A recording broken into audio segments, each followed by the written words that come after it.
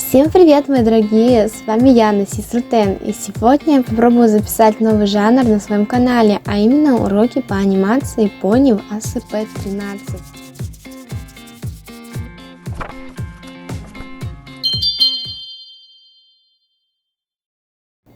ASP я буду называть сокращенно Anime Studio Pro. На 9 нет некоторых функций и слегка отличается интерфейс. Также я рекомендую установить 32-битную версию программы, так как иначе вы не сможете рендерить анимацию без фона. Я вот уже наступила на эти грабли и теперь мучаюсь. Итак, начнем с вопроса, который у вас уже мог возникнуть, а именно, зачем создавать векторные модели в ASP? Что ж, ответ на него весьма прост, потому что анимации такого типа получаются плавнее, чем основной модели в PSD формате. Делать движение легче и быстрее. Итак, давайте же приступим. Для начала быстренько пробежимся по интерфейсу программы. Инструментом основного слоя, на котором будет работать, то бишь векторный слой. Вот наш векторный слой. Все слои у нас находятся с этой стороны, в окошке Layers. Но тем не менее, вы всегда можете поменять интерфейс вот здесь с помощью откладки Windows. Это интерфейс, который вы встретите, то есть вот вы запустили Anime Studio Pro в первый раз, и у вас будет вот так вот. Вот, и для начала нам нужен скетч. Я возьму скетч позы с Саней из последнего видеоролика, а именно видеоролик «Я лист» по меме.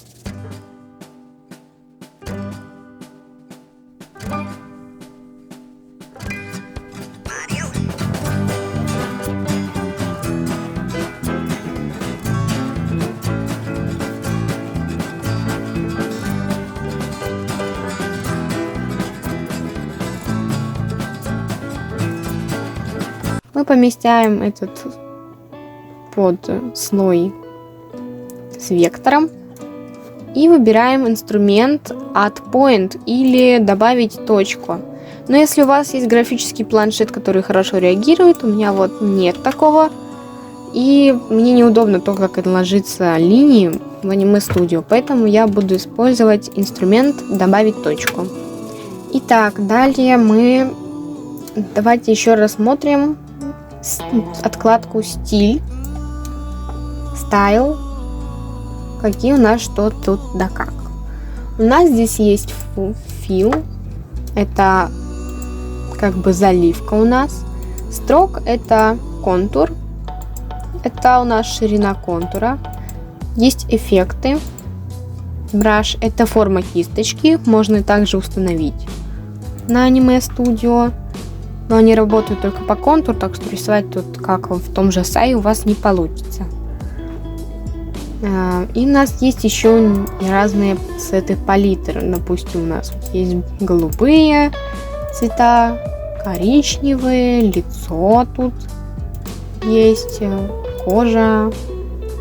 Ну, у нас можно вообще убрать это, но у нас будет такая NTC, то есть, которая чаще всего вы увидите при запуске. Также можно добавить свое изображение, если вы делаете какого-то определенного персонажа.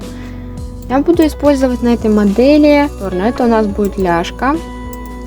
Вот, мы просто обводим и делаем как будто бы лайн в Сай.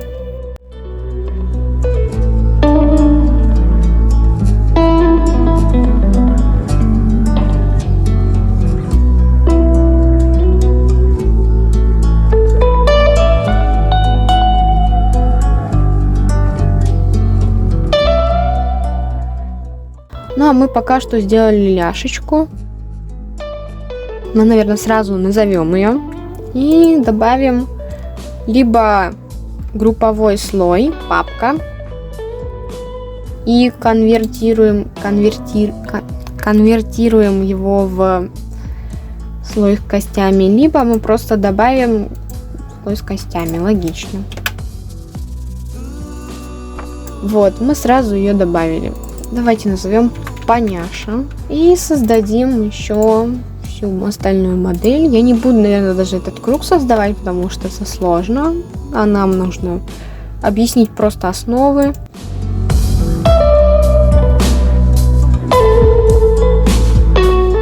Сейчас объясню, что это. У нас тут немножко нестандартный способ работы с вектором, и если какие-то неровности, нужно не точки менять, а нам нужно взять инструмент конвертуру и корректировать вот эти вот точки, то есть направления такие.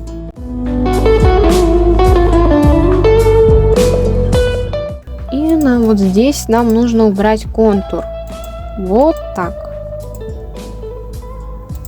Далее мы берем несколько точек, и нам нужно отправить их вот так, чтобы они нам не мешались. Но здесь мы просто делаем без углов и настраиваем так, как нам нужно.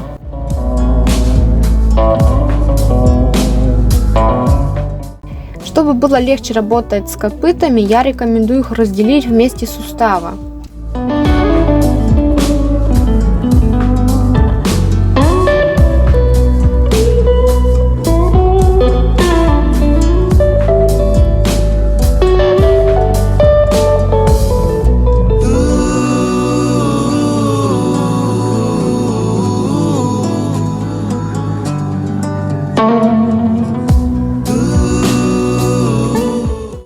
Так, мы пришли к моменту, где у нас контур идет без заливки. Что нам для этого нужно сделать? Мы просто ставим точки, берем заливку и тыкаем. Все, у нас появляются точки.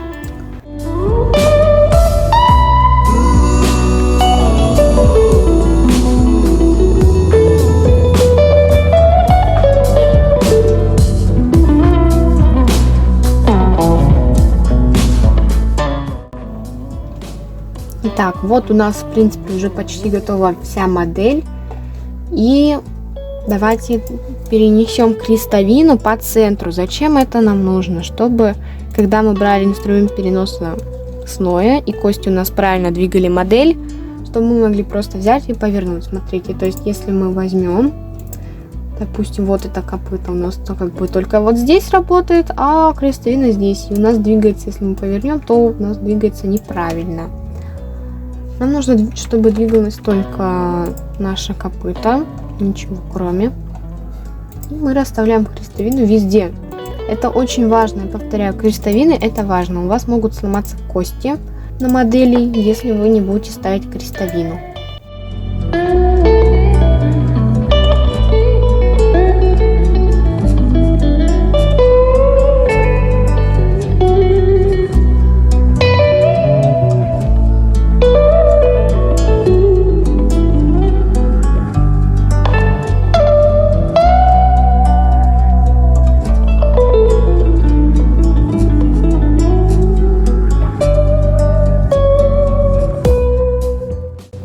Далее, чтобы отразить слой, вам нужно всего лишь нажать на данную клавишу и отразить. Больше ничего от вас не требуется.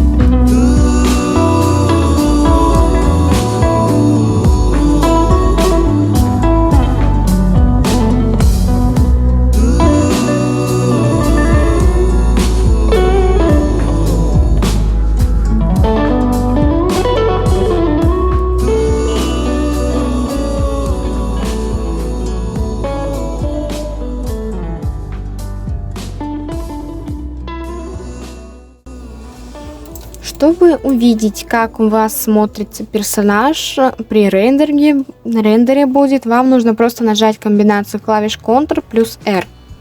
И вы увидите. Все, к поняшке.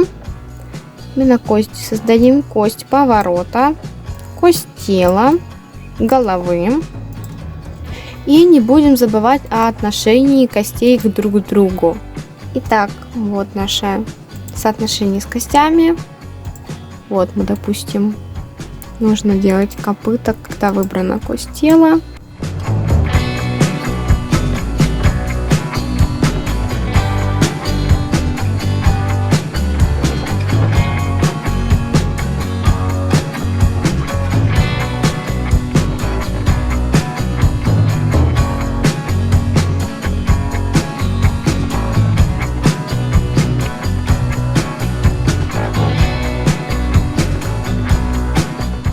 Далее нам нужно выбрать все кости и убрать у них у всех силу с помощью инструмента Bone Stretch, то есть сила костей. И проверяем, как оно двигается. Вот, конечно, тут есть такие же штучки, но они есть и в модели основе PSD. Но тут их можно исправить при анимации, поэтому она такая гибкая и легкая. Все. Наша модель готова. Осталось ее только санимировать. Что ж, на этом у меня все. Подписывайтесь на канал, чтобы не пропустить новые анимации пони и не только. Нажми на колокольчик, а также поставь лайк и напиши комментарий, чтобы я понимала, продолжать ли мне данную рубрику. Если у тебя есть вопросы, то я отвечу на них в следующем видео. Всем пока, мои дорогие!